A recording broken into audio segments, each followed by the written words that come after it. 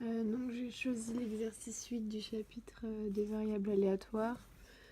Donc l'énoncé c'est un QCM est proposé à des élèves, il comporte 3 questions et pour chacune de ces questions, 4 réponses sont proposées dont une seule est juste. On souhaite étudier le pourcentage de réussite à ce QCM si les élèves y répondent complètement de réponses aléatoires.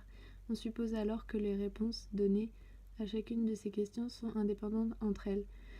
On note FI, la réponse fournie à la question I est fausse, VI, la réponse à la question I est vraie. Compléter l'arbre pondéré présenté ci-dessous, donc on nous le donne.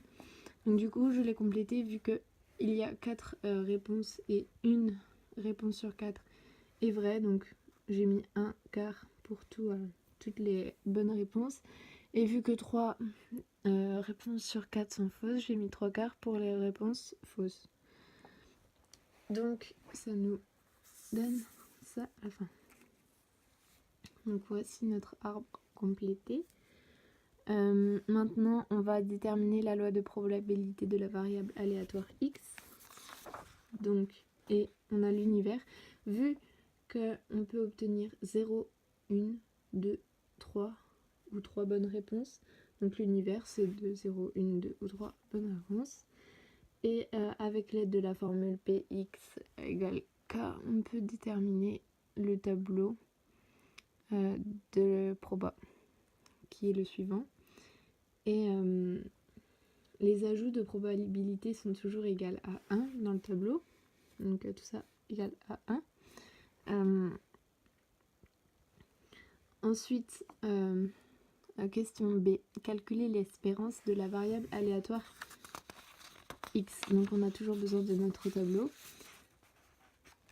Puisque l'espérance, la formule, c'est x1 fois p1 plus x2 fois p2 plus x3 fois p3 plus x4 fois p4 qui est dans notre tableau. Donc en fait c'est ici x1 fois p1 plus x2 fois p2 plus machin, hop, juste à la fin.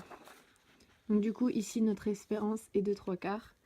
Et ce n'est pas demandé dans l'énoncé, mais on peut aller plus loin avec la variance. Donc l'espérance elle peut se faire sous forme de somme aussi.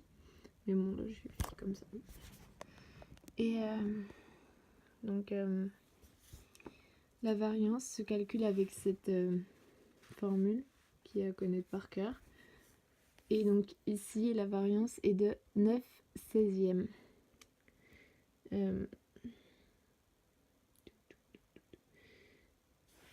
Et ensuite, à partir de la variance, on peut avoir l'écart type avec une formule très simple ou tout simplement la calculatrice.